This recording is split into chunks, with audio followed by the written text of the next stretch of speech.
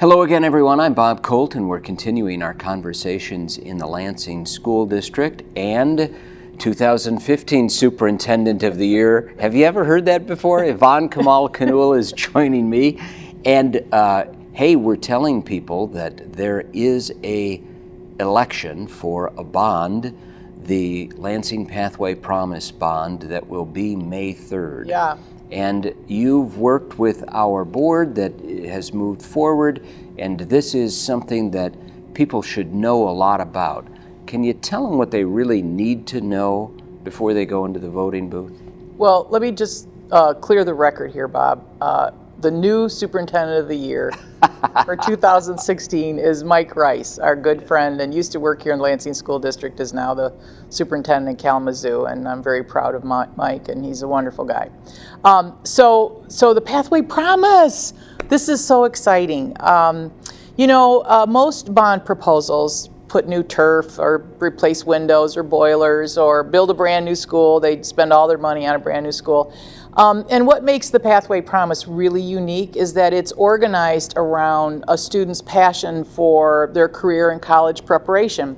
So we have 3 themed pathways. One is the Eastern Pathway, and that would be Chinese Immersion, International Baccalaureate, and Biotechnologies with our partnership with Sparrow Hospital.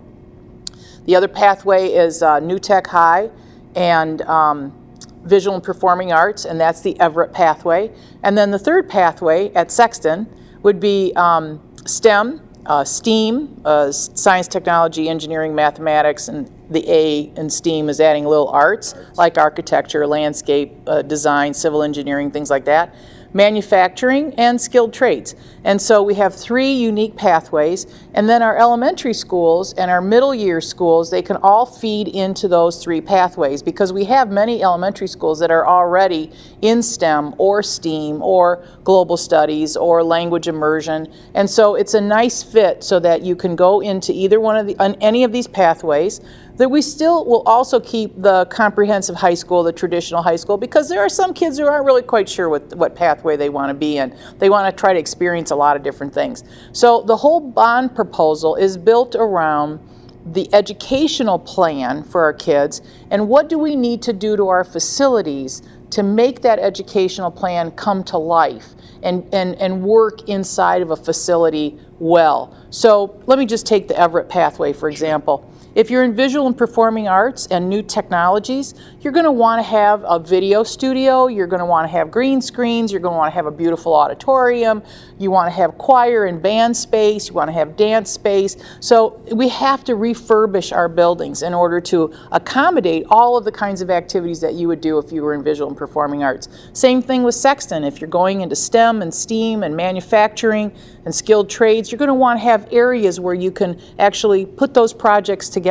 And so we have to refurbish our buildings in order to make those kinds of things happen. And over at Biotechnologies, we need labs, we need open spaces, and so I know that people are already well aware. We're very excited about the idea that the new Eastern High School, when this bond passes, would be over at Pattengill, and we would add another wing onto Pattengill, 3-floor wing that would have labs, competitive gymnasiums, things like that. So the whole pathway the whole Pathway Promise is built around these 3 pathways. In addition, we have to do some general upgrades to a lot of our buildings, new windows and boilers. We also need to make sure that every one of our schools has new furniture. The furniture that you need in your schools nowadays has to be flexible and movable, so you can have little groups and smaller project spaces. So new furniture for all of our buildings, security, and of course technology, because the internet and accessing the internet for information is a major part of the new instructional theory. So you want to make sure you have enough infrastructure and technology to be able to have all those access points. I will mention the athletic fields because that's another part of the bond proposal, but we're really excited about the idea that we'd be able to provide a brand new football, soccer, track complex over in the Eastern Pathway as well. And so this was really a proposal that came together, not one person's plan, but a lot of people, community leaders coming together to figure out what would be the best path forward. And I think it's amazing that you got great consensus on this proposal? Well, you know, we've been doing this work for about 3 years now. We started this work with an exploratory facilities committee that basically took a look, about a dozen people or so people, took a look at what is the footprint, what's the facility footprint of the district, and how do we maximize that facility footprint. And that morphed sort of into a bond committee. And they looked at the research on new education for the 21st century. They looked at our facility footprint. They looked at reports from prior committees. They did a lot of research in the area. They did some community focus groups, and they found out that the community really wasn't interested in a single new high school where you spend your entire bond proceeds on a new high school. What would you do with all of the three? Very complicated, and there are districts that can do that, but Lansing is a 3 high school district, and so putting all your money into one high school is not what the community would. The feedback we got was that was not something they would want to see. They also didn't want us to tear down anything that we already had. They wanted us to build around or refurbish or reconstruct. So one of the pieces is Fairview Elementary School will be where the kids that are currently at Pattengill can move to that site, and we'll build around that Fairview Elementary School, increase its size, and make it into a brand new K-8 environment. So we have a K-12 environment right on the east side of the city. Talk a little bit about the eastern transition, because that's really kind of exciting. A transition to what is the newest school in the Lansing School District, plus the expansion. I think that's really important for folks on the east side. Isn't that kind of ironic that the kids are going from the oldest building in the district to the newest building in the district? The transition is one. It's a long ways coming. I mean, we still have another 3 to 5 years to work this transition out. But the idea is that the students from the current Eastern High School facility would transition over to the new Eastern High School, which currently is Pattengill. After the bond passes, we would be adding on a lot of space and enough capacity for about 1,200 students, which is kind of what we have over at Eastern, in the old Eastern High School now. There are pieces of the old Eastern High School we really want to save. And I'm really interested in having a group of kids work together so that we can talk about what this new design would look like. What is it about the old Eastern High School they want to save? Is it the flagstone? Are the flagstones in the foyer? Is the woodwork? Are there certain elements of the old Eastern High School they want to bring with them over to the new Eastern High School? And then how do we preserve some of the historical integrity of that building? Because the community really loves to drive by that building on Pennsylvania Avenue. My mom used to be a teacher there. I used to walk by that building at the age of 4 on my way to Mrs. Fink's preschool class.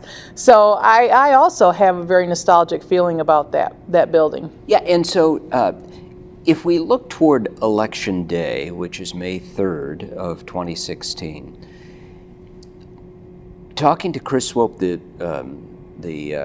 city clerk who is actually he's supervising the election, he suggested that turnout would be small, 8,000 to 12,000 voters, and 50% of those might be absentees. We know that absentee voters tend to be older, so if you talk about a school bond, how do you sell this to older people who may be voting absentee?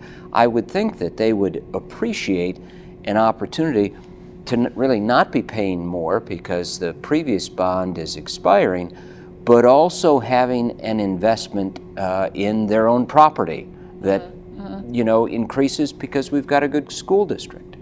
Well, that is the reality of it. I mean, a good school district always increases the value of the property that one has. And so I would look at it, and I do look at it, as a good investment into my own property. The other thing is that property taxes are tax deductible, so now that we have very few ways to tax deduct from our earnings, that's certainly another way. What we've tried to do with this bond proposal is to make sure that we minimize the financial impact on a community that has experienced some downturn. Fortunately, there's a little bit of uptick in the economy of Lansing. So what we really wanted to minimize that impact. So with the sinking fund, which we currently have expiring in 2016, we're kind of folding that taxable amount into our bond so that the the increase in the actual bond amount is about 0.75 mils, which means an increase of about, I think it's about $3.10 a month. Total a dime a day. About a dime a day for this new bond proposal, yeah. Yeah, and so if people want to make an investment and they really want to see their own property value and the city move forward, this kind of bond proposal seems to, all the stars have sort of aligned now with community support, with an academic channel and pathway, and now we just got to get to the election date.